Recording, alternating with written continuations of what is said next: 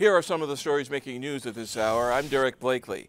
The man charged in the murder of Police Commander Paul Bauer appeared in court for the first time today. Almost 70 cops packed the courtroom here at Layton Criminal Courthouse for the bond hearing for Shamari Leggetti. He is the 44-year-old man accused of killing Commander Paul Bauer. It was standing room only as the prosecutor read the accusations against Leggetti. It's what we heard yesterday, that he was on Lower Wacker Drive when tactical officers approached him and asked him about something to do with narcotics and a narcotics investigation down there. Leggetti is accused of running. Commander Paul Bauer heard the call over his radio, jumped out of his car after a man matching this description. The two struggled near the Thompson Center, fell down a stairwell, and that's when prosecutors say Leggetti shot Commander Bauer 7 times. 6 of those bullets hit him in the arm, torso, wrist, head, and other parts of his body. Today at court, we learned that Leggetti was carrying a 9mm gun with a full clip. They said he had a sharp object in his hand as well. Coke, heroin, and marijuana on him. He was also wearing a ballistic vest.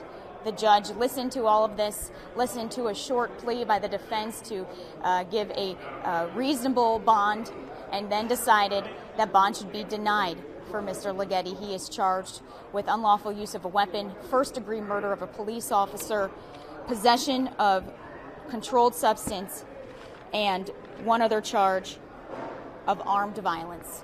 He did not say anything in the courtroom, neither did the police officers there, to support and fight for the justice for their fallen brother.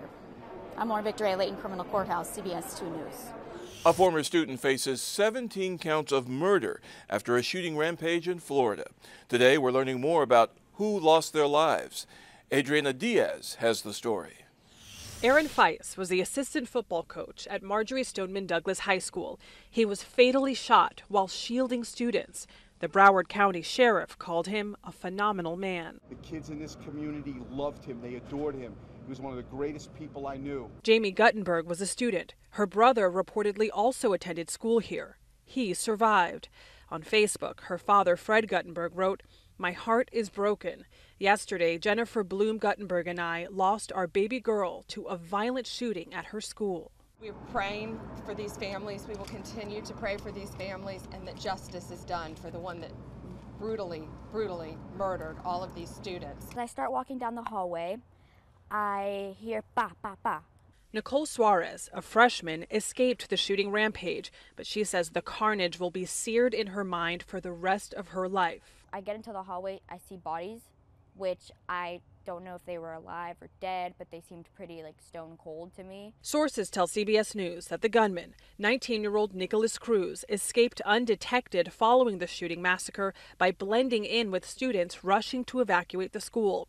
He was identified and arrested after investigators saw surveillance video. Cruz is charged with 17 counts of premeditated murder. Adriana Diaz, CBS News, Parkland, Florida. And finally, Megan Glaros has your forecast. Hey there, everybody. If you can see outside, you're lucky because we've got a dense fog advisory up for the whole area. It was up through 10. It's now up through 4. So it's going to be in effect through the course of the afternoon. Should start to ramp down a little bit before the evening rush. Hopefully that will help you out in that regard. But even if the advisory goes away, we could still potentially see a little bit of fog lingering into the evening. So just heads up that that's going to be a factor in addition to the snow melt, in addition to the ice falling, in addition to the possible rain that we've got out there today. But we are looking for a high of 45, so that's nice. 28 degrees on Friday, 35 on Saturday, 39 degrees on Sunday. Then we go up to almost 50 as we roll into Monday.